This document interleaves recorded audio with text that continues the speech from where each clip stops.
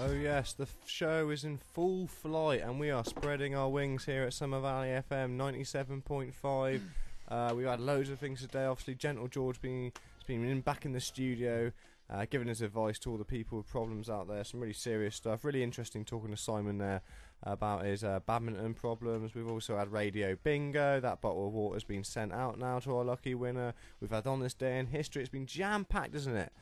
Brilliant.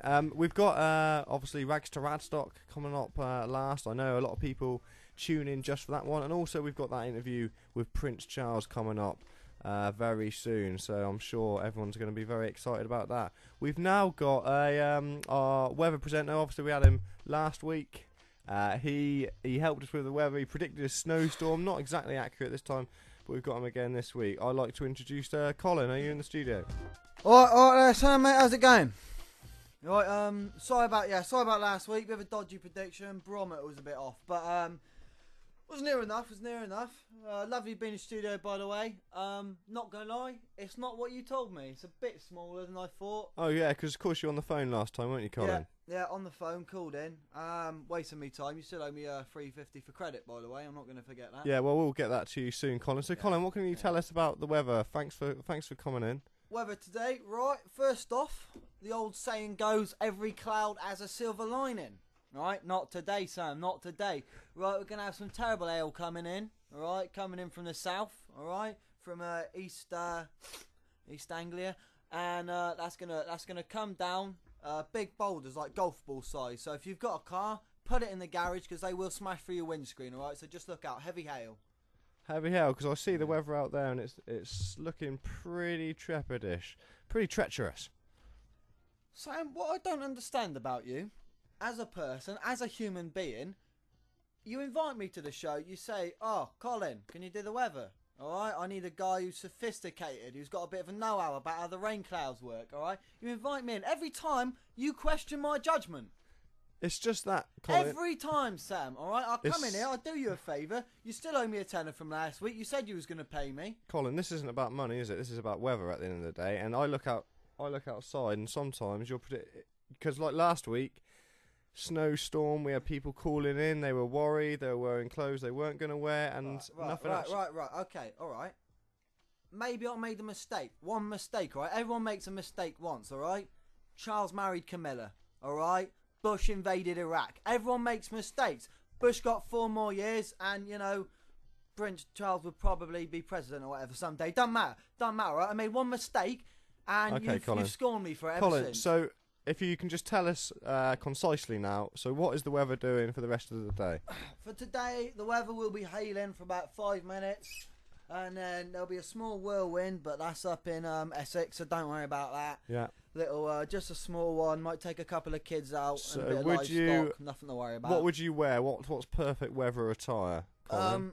Metal sheeting, like what's it called?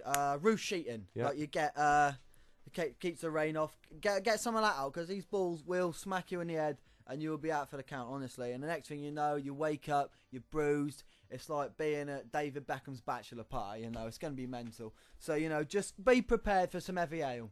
Okay, Colin, it's bloody brilliant having you on the show, mate. Yeah, and nice to be. I got to shoot, mate. All right, Colin. I've got some stuff to do. Thanks for having me here. Yeah. I've got to go and feed the ducks down in Birmingham. But yeah, cheers for having me here. See you next week, mate. Yeah, all right, well done, Colin. That was Colin with the weather, guys.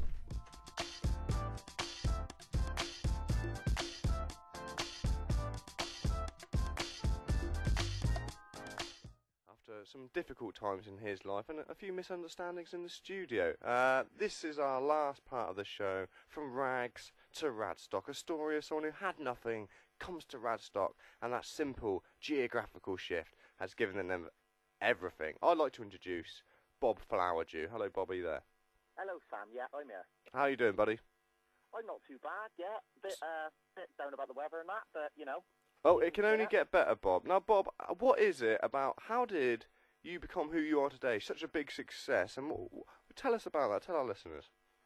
Well, Sam, what happened a couple of years ago when the old fox hunting ban was introduced. Yep. And because me and the lads, right, we used to go out and do a bit of fox hunting and that, and well, you know, that's how we sort of kept ourselves busy and that. And well, what happened was the band was introduced, and you know, we were all sat at the pub putting our heads together and that, and well, I was into a bit of badger baiting, see, and all the lads, well, they didn't really know the routes to badger baiting, and well, they suggested to me that maybe I put on a couple of classes. Oh, right. So what, classes and teaching people how to badger bait? Badger baiting, yeah. Fantastic. Yeah. And, well, you know, one thing led to another, and started off, you know, just down the club, couple of boys a week, you know, not too much money, you know, up from between £1 to £5 a lesson.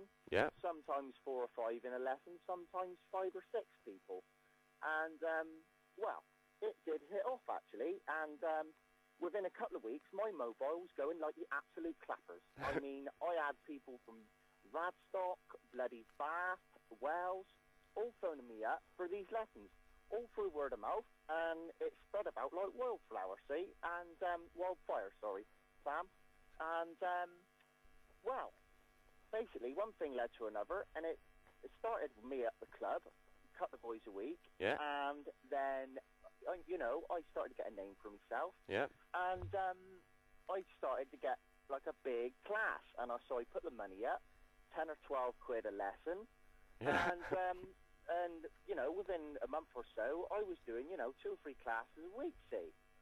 And So Bob, let me get this straight. You have moved to Radstock. You were enchanted with fox hunting, then that got cruelly banned, and then you, instead of just thinking, no, I'm just going to leave this, you set up badger baiting classes. Is that right, Bob? oh, yeah, that's right, Sam. Yeah.